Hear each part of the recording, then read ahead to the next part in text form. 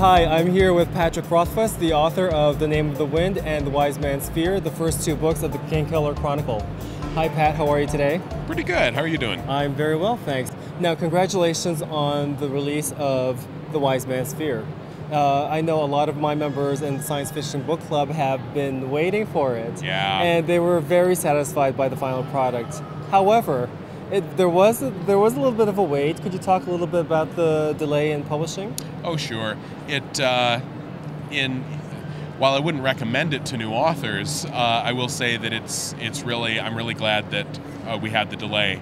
The book as it stood, I could have tried to publish it inside of a year like we were planning, but it would not have been a good book.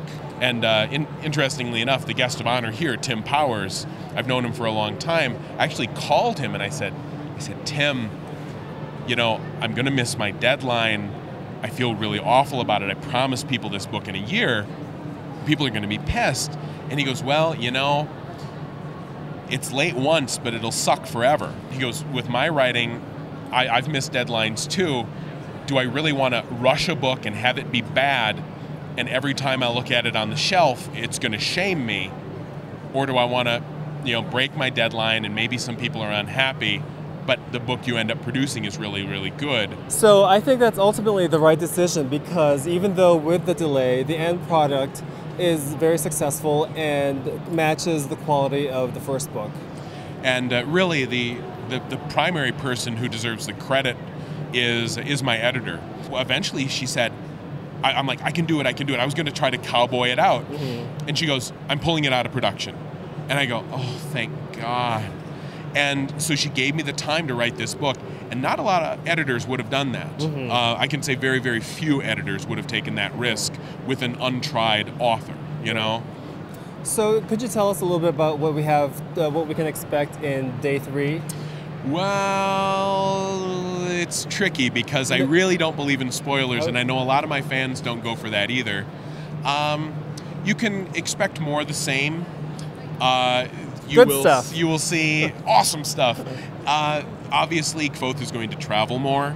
Obviously, we learn more about what has kind of led his life to where he is now. You see more of Kvothe and Bast's relationship, how it began, and sort of the choices and the things in his life that kind of led him down this particular path. Excellent.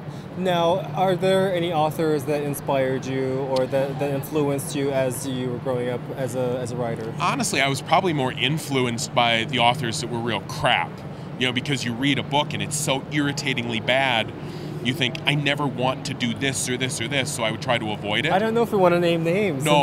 But I can tell you authors that are brilliant. I would read their books and I would say, oh, I wish I could write this book. I could list those all day. Tim Powers, like I've already said, he's such a great writer. He has such a command of the craft.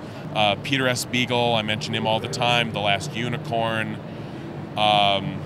Brandon Sanderson, his Mistborn trilogy, it's all complete, stands alone. What about new authors? Are there any new authors that you were excited to discover?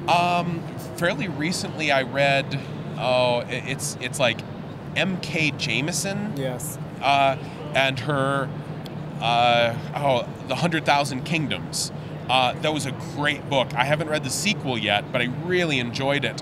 And she's up for the Hugo, and I'm kind of rooting for her. She got my vote. Excellent. That was great. She's a new author.